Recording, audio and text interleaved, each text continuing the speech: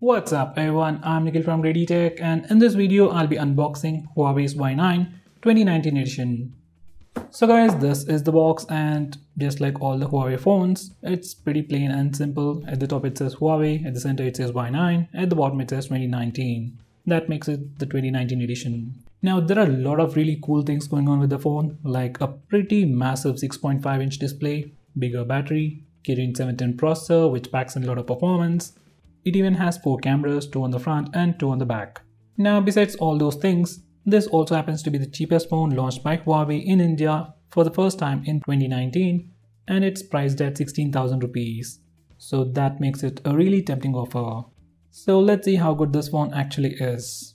I'll just directly dive into the unboxing. By the way, this phone is sold exclusively online on Amazon.in, and it's available only in one variant. It's priced at 16,000 rupees and comes with 4GB of RAM and 64GB of storage. It's available only in 2 colors, Midnight Black and Sapphire Blue, and we have the Sapphire Blue color. By the way, these are some quick specifications which I'll be talking about in a minute. Now coming back to the unboxing. So at the top of the box we have the phone itself in a plastic wrapping, which we'll come back to in a minute. Following that are the IMEI number stickers, and that's followed by a cardboard box which is supposed to be opened in this way. So inside this box we have the SIM card ejector, followed by some documentation and a soft silicone pouch. So there you go. Now besides that we have the regular 10 watts power adapter from Huawei, the same one we get with Honor phones as well.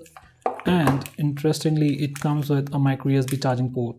So that's more like a bad thing. And this is a regular micro USB charging cable. Now besides that we don't get anything else. There are no earphones in this box, at least for the variant sold in India. Now coming back to the phone itself. Now this is how the phone looks on the back. We do get this sticker which says made in India with IMEI numbers. So let me just remove that. Now it looks much more cleaner. So this is how the phone looks on the back without any stickers, pretty clean, and this is the Sapphire Blue color. Now this is how the phone looks on the front. It also comes with a free screen guard pre-applied, which is once again a pretty great thing. Now this is the free case that we got inside the box, and let me just put it on. So guys, this is how the phone looks with the case on. It has all the cutouts for the camera module, microphones at the top and bottom, and even a cutout for the fingerprint scanner, which makes the fingerprint scanner much more easily traceable. And it even has a cutout for the earpiece at the top. It also comes with a raised lip for the camera module, so even when you place your phone directly on its back with the case on, camera module is still very well protected. Now with that said, it doesn't come with any raised lip on the front, so you should never put it directly on its face. Now coming to these buttons, even with the case on, they're very much clickable and doesn't feel hard at all. So guys, now let's have a quick physical overview and then check out the specs. On the back, this phone has a plastic back panel with a nice 3D curve to it, and it is super reflective and also has this mirror-like finish, which really looks like a mirror, and it does look quite premium. At the top, it has the dual camera setup with a 13 megapixel primary camera with f1.8 aperture. That's followed by a 2 megapixel secondary camera with f2.4 aperture for taking portrait shots. Below that, it has a single LED flash followed by AI camera. On the right side, we have the fingerprint scanner, and at the bottom, it says Huawei. Now coming to the front, it has a pretty massive 6.5-inch IPS display with Full HD Plus resolution with the new 19.5:9 aspect ratio, which makes it a pretty long and big phone. Unlike the Honor 8X, which was launched a few months ago, this phone has pretty huge bezels all around. Even the bottom bezel is quite big, but it is still considerably smaller than phones from Redmi, like the Redmi Note 6 Pro or even the Poco F1. Anyway, coming back to this phone. At the top, we have the earpiece followed by the notch, which houses a dual camera setup with a 16 megapixel primary front-facing camera with f2.0 aperture and a 2 megapixel secondary camera with f2.4 aperture. At the bottom, it is completely plain. On the right side, it has a power and volume button, seems to be made of plastic, but they have a nice clicky feel to them, and they are sufficiently elevated. On the left side, it has a SIM card tray housing 2 nano SIM slots, along with a dedicated SD card slot. At the bottom, it has a 3.5mm audio jack followed by the primary microphone, micro USB charging port and the mono speaker. Finally, at the top, it has a secondary microphone for noise cancellation. Now coming to the rest of the specifications, under the hood this phone sports a Kirin 710 processor with Mali G51 MP4 GPU, built using 12nm architecture with a maximum speed of 2.2 GHz. It will be running EMUI version 8.2 based on Android 8.1 Oreo, and this phone has a massive 4000 mAh battery. Now even with that massive battery, this phone still has a thickness of 8.05 mm and weighs just 173 grams. And in hand it does have a nice weight to it, but doesn't feel all that heavy. Now let me set this phone up and see what we get right out of the box. So guys, this is how the phone looks once we turn it on. This is the default launcher. As usual, there is no app drawer, so all the apps are thrown to the home screen, and just like the Pixel launcher, we have the Google feed on the leftmost corner. Now if you really want to have an app drawer, we can enable it from settings. Just go to settings, then select display settings. From here select home screen style and select drawer, and once you do that you will have an app drawer. So it's not a big deal. Now if you really want to have an app drawer, I suggest you to install something like a Nova launcher or Apex launcher. Now with that said, right out of the box, out of that 4GB of RAM, we get about 2.52GB of free RAM.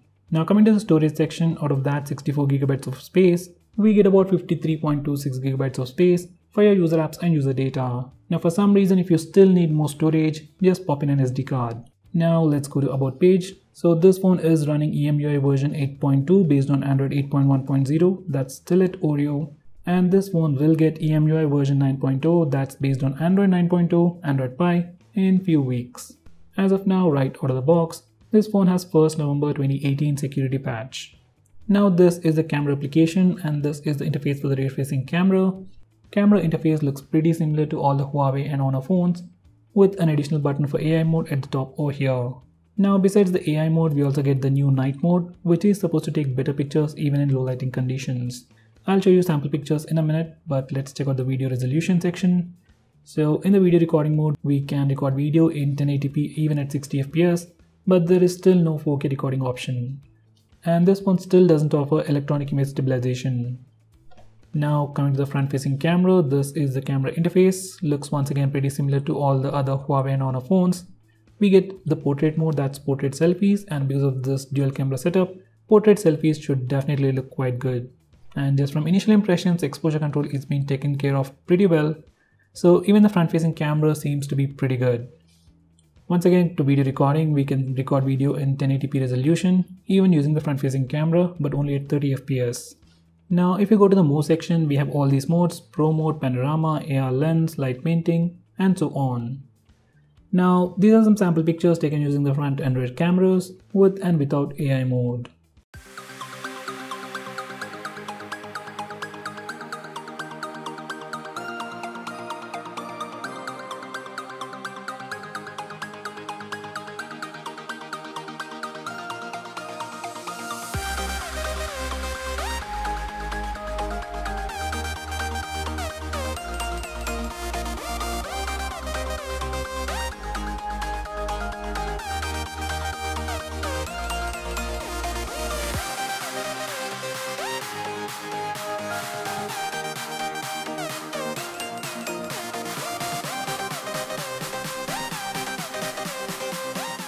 Now these are some sample pictures taken with and without night mode.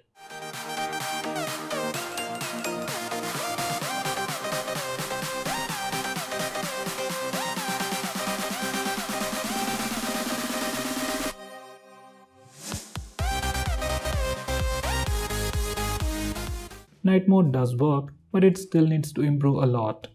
Now let's test the speaker loudness. And this is the maximum volume.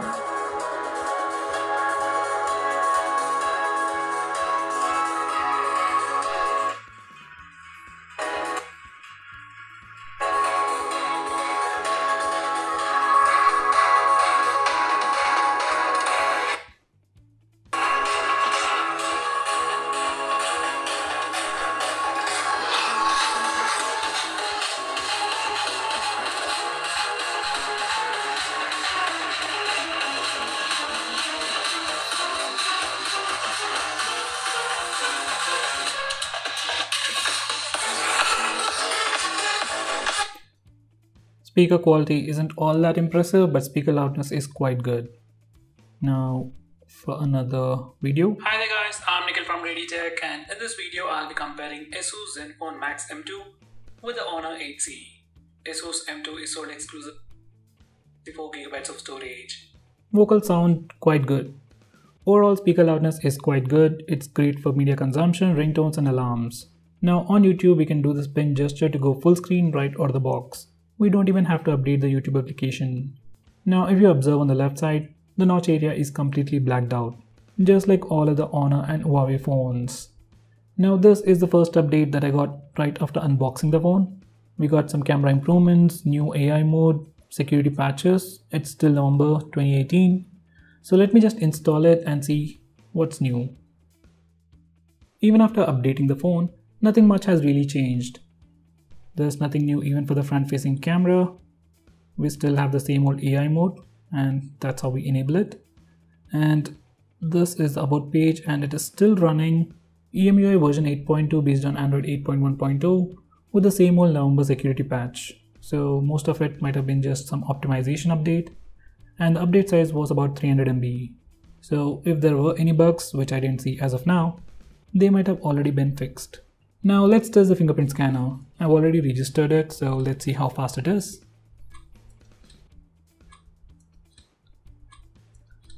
Fingerprint scanner is definitely fast, but the screen unlocking speed is kinda slow. So I would say this is probably like third or fourth best of all the phones I've tested. And just like most of the phones, even when I use the correct fingerprint, I don't get any haptic feedback. When I use the wrong fingerprint though, we do get a haptic feedback. By the way, haptic engine on this phone is kinda okay. It's not bad, it's not horrible, it's usable. Now let's test face unlock. I've already registered my face, so here we go.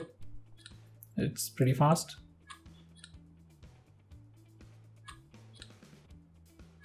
I'm not even able to see the lock screen. By the way guys, this is what the camera is looking at. Now I'm gonna close my eyes and see if it works. And if I close my eyes, it's not working.